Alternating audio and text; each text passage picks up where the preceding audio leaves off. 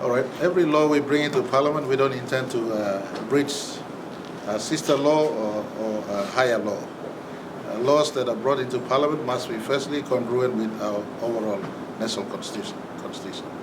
So it is in my humble view that the law that is being proposed as we speak doesn't step onto another law that we have in place.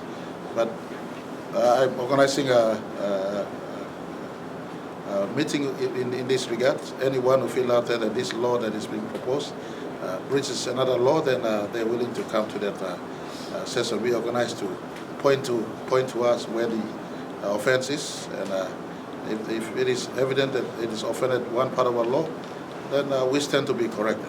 We can correct ourselves. The intention is good and noble. We have third parties, fourth parties, second parties harvesting gold from our country.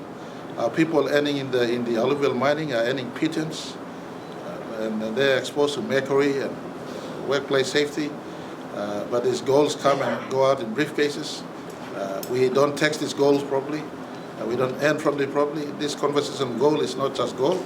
Similar conversation we're having in forestry, we're having in fisheries, we're having in all our resources. The government deserves to have accountability mechanisms in place so that all resource in our country is properly accounted for, so that the taxman can tax.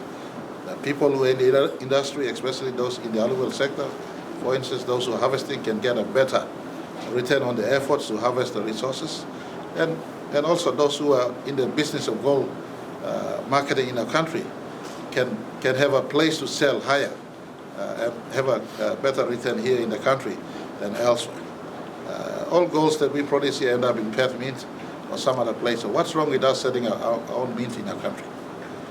This is the intention. We want to have our own refinery, own minting, so that all golds produced in our country has a point of processing here before the owner picks it up and exports it to wherever they want to sell the gold. It is not for PNG to stop those who are producing gold in the gold business. In fact, we want to assist them.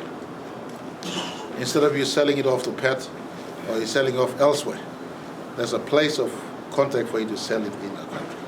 But because it's a major step, many are restless. I will give them all a benefit of one more session of consultation.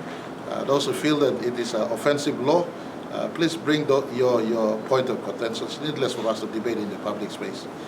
Bring it to the session. I will organize in a public session.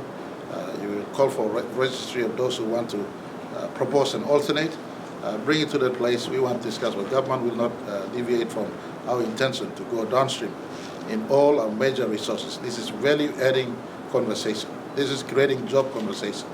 This is creating, expanding us, moving out from export of raw resources to exporting finished produce. And at the highest is gold. At the highest is oil and gas. Part of my conversation in Singapore also was to go into the space of our condensate in our country being processed in our country.